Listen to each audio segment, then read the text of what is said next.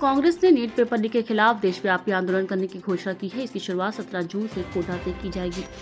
कांग्रेस संगठन महासचिव के.सी. वेणुगोपाल ने बताया कि लोकसभा में नेता प्रतिपक्ष राहुल गांधी 17 जून को कोटा में स्टूडेंट सम्मेलन करेंगे, जिसमें वे पेपर लीक और युवाओं से जुड़े मुद्दों पर विद्यार्थियों से बात करेंगे। कोटा के बाद 10 जुलाई को प्रयागराज, 11 को पटना और 14 को दिल्ली में स्टूडेंट सम्मेलन होंगे। असम में जोरहाट के रौइया एयरबेस पर आज सुबह 10 बजे लैंडिंग के दौरान AN-32 मालवाहक विमान क्रैश हो गया। हादसे के बाद सैन्य विमान में आग लग गई और वह 2 हिस्से में टूट गया। दुर्घटना में पायलट समेत 5 जवानों की मौत हो गई, जबकि एक को पायलट घायल हुआ है। ममता बनर्जी के भतीजे अभिषेक बनर्जी के कालीघाट स्थित घर पर कोलकाता पुलिस ने शुक्रवार देर रात 3 बजे छापा मारा। पुलिस टीम सेंट्रल फोर्स के जवानों के साथ पहुंची थी। तलाशी अभियान करीब 4 घंटे तक चला। शनिवार सुबह अभिषेक ने आरोप लगाया कि पुलिस अधिकारी ताला तोड़कर घर में घुसे और हर कमरे की तलाशी ली। प्रधानमंत्री नरेंद्र मोदी 13 से 18 जून तक 6 दिन की फ्रांस और स्लोवाकिया की यात्रा पर आज सुबह रवाना हुए। 13-14 जून को राष्ट्रपति इमैनुएल मैक्रों के साथ द्विपक्षीय वार्ता करेंगे। वे इंडिया इनोवेट्स कार्यक्रम का उद्घाटन करने के बाद स्लोवाकिया रवाना हो जाएंगे। यहाँ वे 15 जून तक रहेंगे और प्रधानमंत्री रॉबर्ट फिको और राष्ट्रपति पीटर पेलेग्रिनी से मुलाकात करेंगे। मोदी 16 जून को पेरिस लौटकर एवियन शहर में 17 जून को होने वाली G7 समिट में हिस्सा लेंगे। यहाँ उनकी कई वर्ल्ड लीडर समेत अमेरिकी राष्ट्रपति ट्रंप से मुलाकात हो सकती है। पाकिस्तान के कब्जे वाले कश्मीर में बीते 4 दिनों से चल रहे आंदोलन में अब तक 46 प्रदर्शनकारियों की मौत हो गई है, जबकि 1100 से ज्यादा लोगों की गिरफ्तारी हुई है। दरअसल POK में विधानसभा की 12 आरक्षित सीटों को लेकर विवाद चल रहा है। ये सीटें उन शरणार्थियों के लिए आरक्षित है जो जम्मू कश्मीर से पाकिस्तान के अन्य हिस्सों में जाकर बसे थे।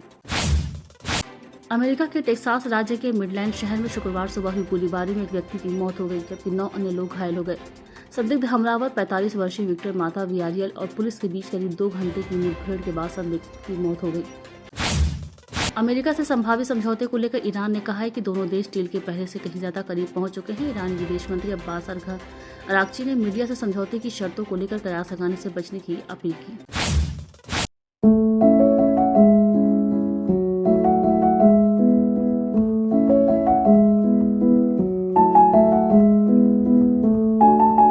सरकार ने 8वें वेतन आयोग के नियम और शर्तों को मंजूरी दे दी है। इसके बाद अब करीब 55 लाख सेवारत कर्मचारियों और 69 लाख पेंशनर्स की सैलरी, पेंशन और भत्तों में बड़े बदलाव की उम्मीद है। आयोग को अपनी सिफारिशें सौंपने के लिए 18 महीने का समय दिया गया है।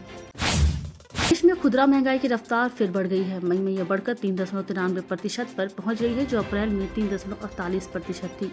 पिछले 5 महीनों में यह पहली बार है जब खुदरा महंगाई रिजर्व बैंक ऑफ इंडिया के टारगेट 4% के बेहद करीब पहुंच गई है। 2026 की जनवरी में यह 2.74% के स्तर पर थी। दुनिया के सबसे अमीर कारोबारी इलॉन मस्क दुनिया के पहले ट्रिलियनियर बन गए हैं। उनकी नेटवर्थ 95 लाख करोड़ रुपए के पार पहुंच गई है। मस्क की रॉकेट कंपनी SpaceX के IPO की लिस्टिंग के बाद उनकी वेल्थ में रिकॉर्ड उछाल आया है। फोर्ब्स के मुताबिक मस्क की कुल नेटवर्थ गुरुवार को $942 मिलियन थी।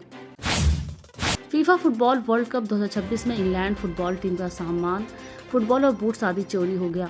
ये घटना शुक्रवार को टीम का सामान फ्लोरिडा में लगे प्री टूर्नामेंट कैंप से अमेरिका के कैंसास सिटी स्थित सोप सॉकर विलेज ले जाया जा रहा था। कैंसास पुलिस ने इस मामले में 2 संदिग्धों को हिरासत में लिया है। न्यूजीलैंड के स्टार बल्लेबाज केन विलियमसन ने इंटरनेशनल क्रिकेट से संन्यास ले लिया है। उन्होंने शुक्रवार को इसकी घोषणा की। विलियमसन दूसरे ऐसे कप्तान हैं जिन्होंने न्यूजीलैंड को कई ICC खिताब दिलाया। विलियमसन 2021 में वर्ल्ड टेस्ट चैंपियनशिप विजेता कप्तान बने थे। उससे पहले स्टीफन फ्लेमिंग की कप्तानी में न्यूजीलैंड ने 2000 में चैंपियंस ट्रॉफी जीती थी।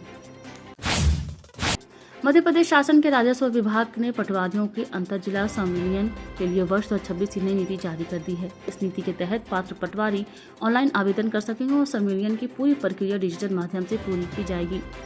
नई नीति के अनुसार 16 फरवरी 2024 से पहले नियुक्त हुए पटवारी सामान्य रूप से अंतर जिला संविलियन के लिए आवेदन करने के पात्र होंगे। इस तारीख के बाद नियुक्त पटवारी केवल विशेष परिस्थितियों में ही आवेदन कर सकेंगे। इसके अलावा समान श्रेणी वाले 2 पटवारियों के बीच आपसी आधार पर संविलियन का प्रावधान भी रखा गया है। केंद्रीय शिक्षा मंत्री धर्मेंद्र प्रधान के भोपाल आगमन से पहले राजधानी में राजनीतिक हलचल तेज हो गई। नीट और पेपर लीक मामले को लेकर प्रस्तावित विरोध प्रदर्शन से पहले पुलिस ने युवक कांग्रेस और NSUI के कई पदाधिकारियों व कार्यकर्ताओं को हिरासत में ले लिया है। पुलिस की कार्रवाई के बाद कांग्रेस और छात्र संगठनों ने सरकार पर विरोध की आवाज दबाने का आरोप लगाया है।